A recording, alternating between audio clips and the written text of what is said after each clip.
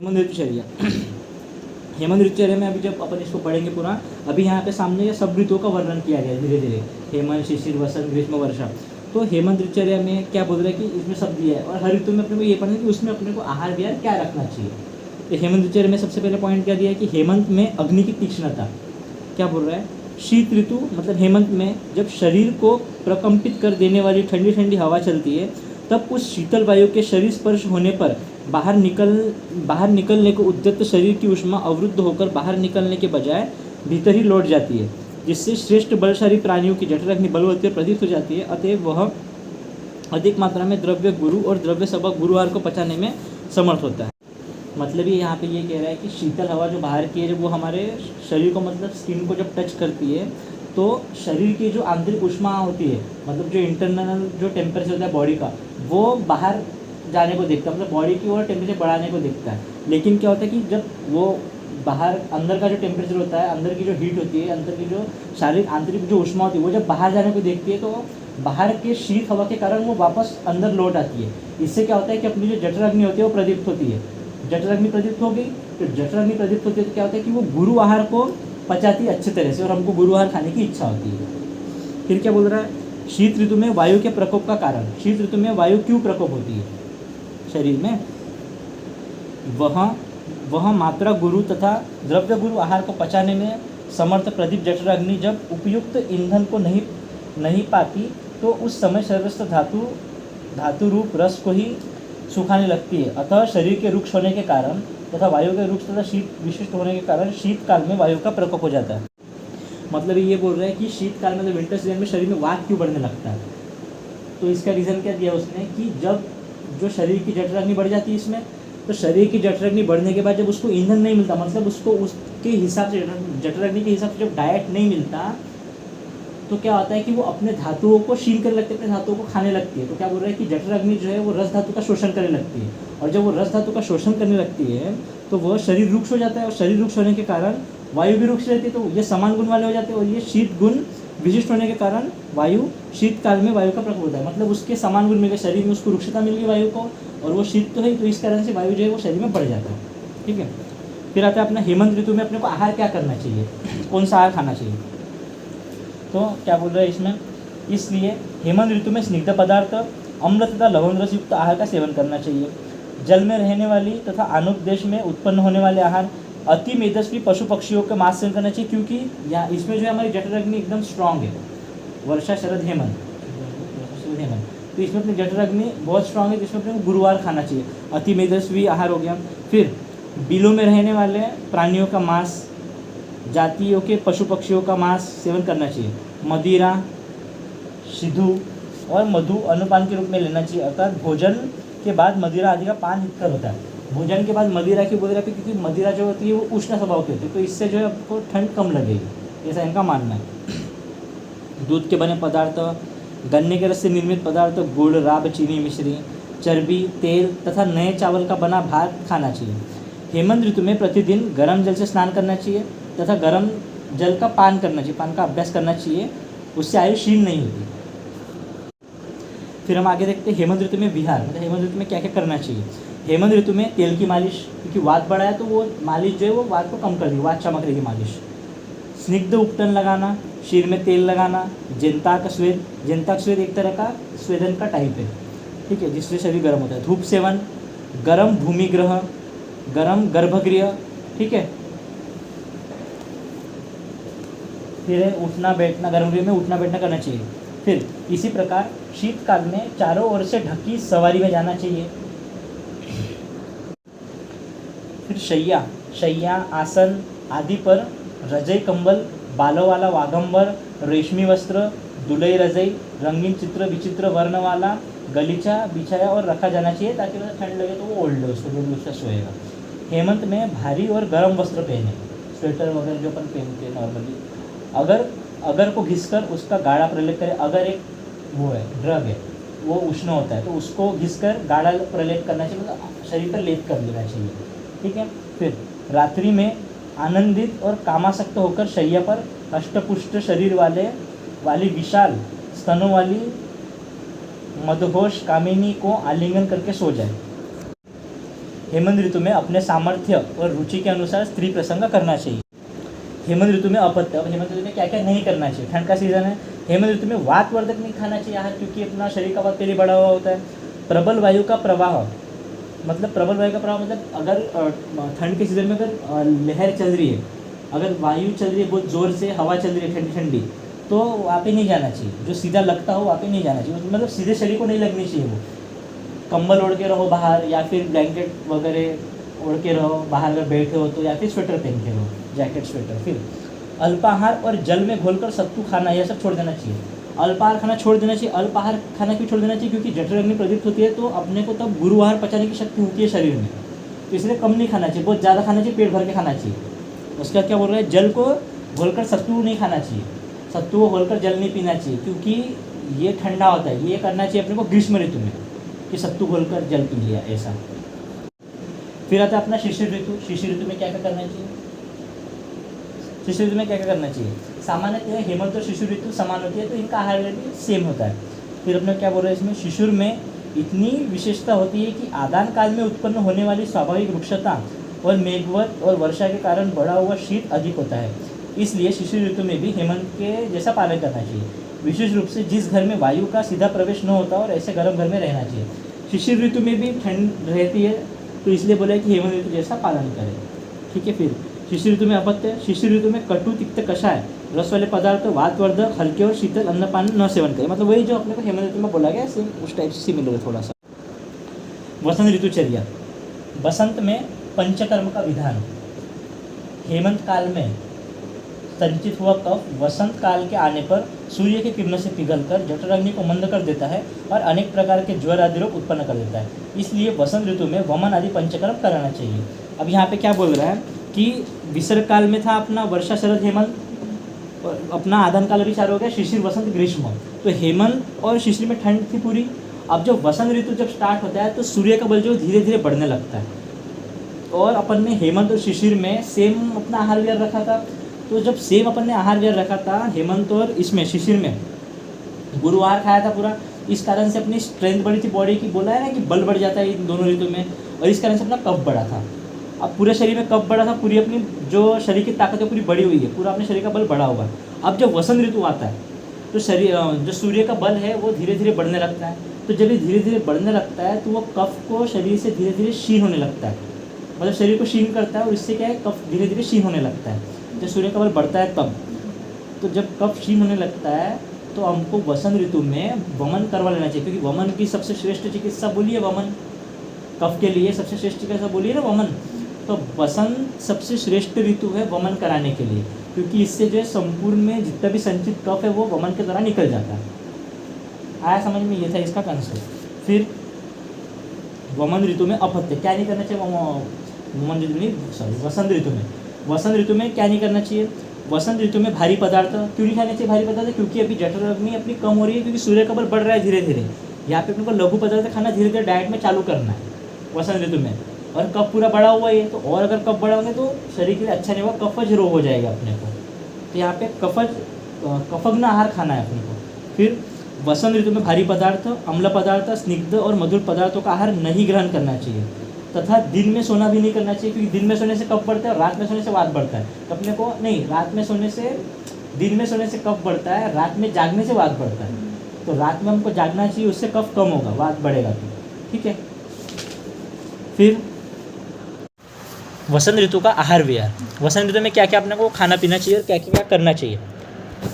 वसंत ऋतु में व्यायाम, उपटन लगाना, धूमपान, कवल धारण। कवल धारण मतलब क्या होता है कि तेल को जो है वो धारण करके रखना पड़ता है मुंह में। एक आता है कवल और दूसरा आता है गंडूश। गंडूश में जो है अपन तेल को धारण करके रखते हैं 5 मिनट तक, उसके बाद थूक देते हैं। तो तेल को जब अपन धारण करके रखते हैं मुंह में, तो इससे जो अपना ये है ऊर्ध्व जत्रुगत जो एरिया माउथ का, ये पूरा हेवी हो जाता है और दोष पूरे आ जाते हैं यहाँ पे माउथ में। फिर उसके बाद अपन उसको थूक देंगे तो दोष निकल जाते हैं, ऐसा बोलते हैं। और भी प्रोसीजर डिटेल में आगे पढ़ेंगे अपन। और कवल मतलब होता है कुल्ला करना, तो तेल से कुल्ला करना है। तेल से कुल्ला करने पर जो दांत वात जो है ये ऊर्ध्व जत्रुगत रोग के लिए अच्छा रहता है। तेल से कुल्ला किया तो पूरा क्लीन हो जाता है ऊर्ध्व जत्रुगत एरिया। फिर आता है अपना अंजन लगाना, कुनकुने जल से हाथ पैर धोना और स्नान करना चाहिए, क्योंकि कुनकुने जल मतलब गुनगुना पानी, थोड़ा गर्म थोड़ा ठंडा। क्योंकि इसमें क्या कि वसंत ऋतु में भी थोड़ी ठंड रहती है, पूरी तरह से ठंड जाती नहीं फरवरी जनवरी के सीज़न में, ठीक है। फिर आगे अपना चंदन और अगर का लेप लगाना, क्योंकि चंदन इसलिए बोला कि जब गर्मी लगे तब, क्योंकि सूर्य बढ़ रहा है तब चंदन लगाना है। और लेप अगर का इसलिए लगाना चाहिए क्योंकि पहले बताया था कि थोड़ी ठंड रहेगी तो अगर गर्म होता है, उष्णवीर्य होता है। आहार में जौ और गेहूं का आटा, शरब का मांस, खरगोश, काला हरिन, लावा, बटेर और सफ़ेद तीतर का मांस खाना चाहिए। दोष रहित सिद्धू माधविक का पान करना चाहिए। वसंत ऋतु में कुसुमित वन उपवन और कामिनियों के यौवन का सुखद अनुभव करना चाहिए। इनका अनुभव मात्रा करना चाहिए जिससे कफ से मात्रा हो जाए। सावधान, अतियोग न करें। इसे अभिप्राय से मूल में अनुभवित कहा गया है। फिर आती है अपनी ग्रीष्म ऋतुचर्या। ग्रीष्म ऋतुचर्या में क्या करना चाहिए? ग्रीष्म ऋतु का आधार। ग्रीष्म काल में अपने क्या पढ़ा था? शिशिर वसंत ग्रीष्म। यहाँ आते अपने आदान काल में, यहाँ पे सूर्य का बल ज़्यादा होता है। ग्रीष्म काल में सूर्य किरणों से जगत के स्नेह को पीता रहता है, इसलिए ग्रीष्म में मधुर शीतल द्रव्य तथा स्निग्ध खानपान करना चाहिए, यह हितकारी होता है। शीतल जल के साथ चीनी और घी मिलाकर सत्तू का सेवन करना चाहिए, जो पथ्य होता है। जंगल पशु पक्षियों का मांस, घी, दूध, पुराना शाली चावल का सेवन करते रहने से ग्रीष्मजन्य विकार से कष्ट नहीं होता है हमको। ग्रीष्म ऋतु में अपत्य। ग्रीष्म ऋतु में मध्य थोड़ा ले, क्योंकि ग्रीष्म ऋतु में क्या होता है कि पित्त थोड़ा बढ़ते रहता है और ये अपना जो मध्य रहता है वो पित्त बढ़ाता है और उष्मा भी बढ़ाता है शरीर की। अतः सर्वथा न ले, या फिर या तो ले लोगे थोड़ा थोड़ा मात्रा में, या तो बिल्कुल लो ही मत। अधिक से अधिक जल मिलाकर लेना चाहिए, उसको डाइल्यूट करके।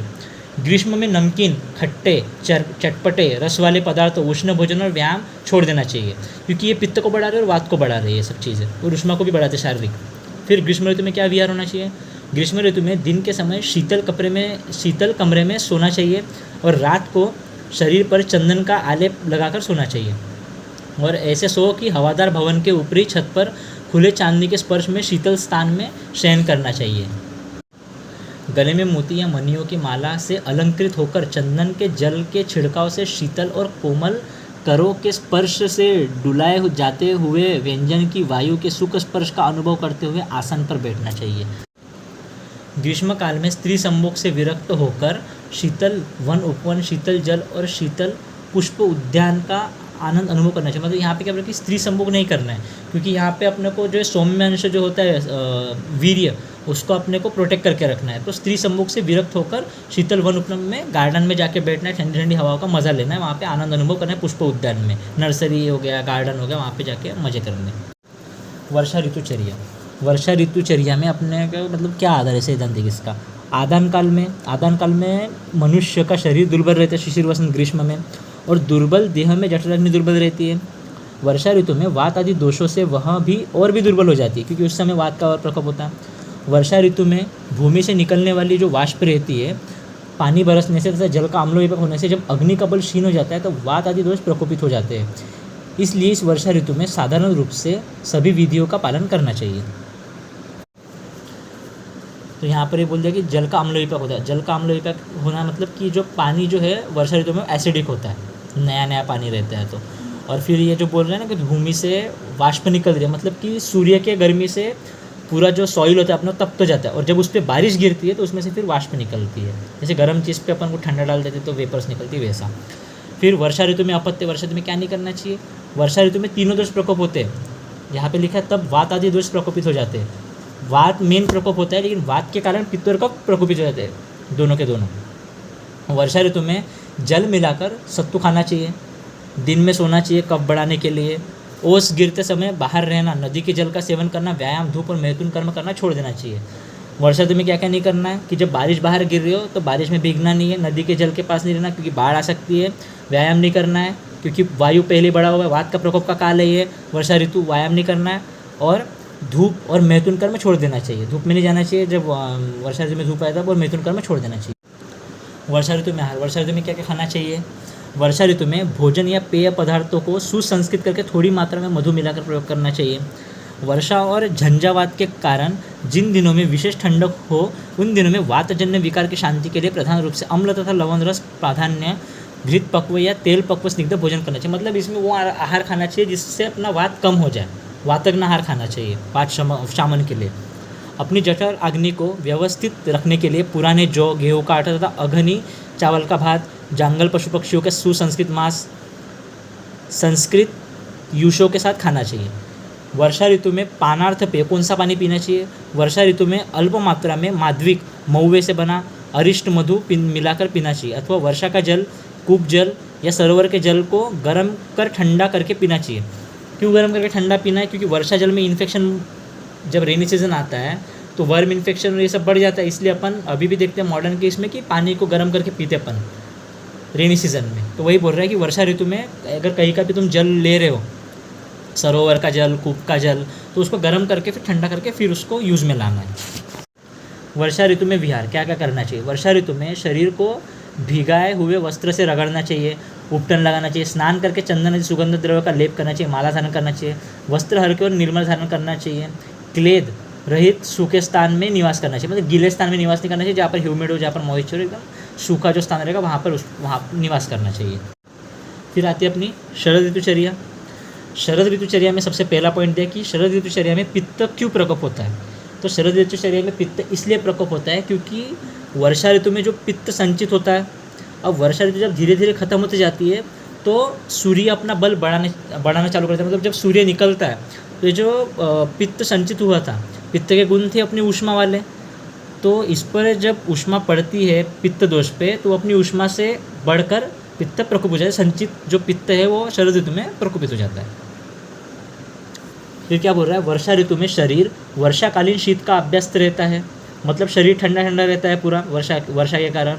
ऐसे शरीर अंगों पर जब सहसा शरद ऋतु के सूर्य की किरणें पड़ती है तो शरीर के अव्यय संतप्त हो जाते हैं, शरीर गर्म हो जाता है और वर्षा ऋतु में संचित हुआ पित्त शरद ऋतु में प्रकोपित हो जाता है।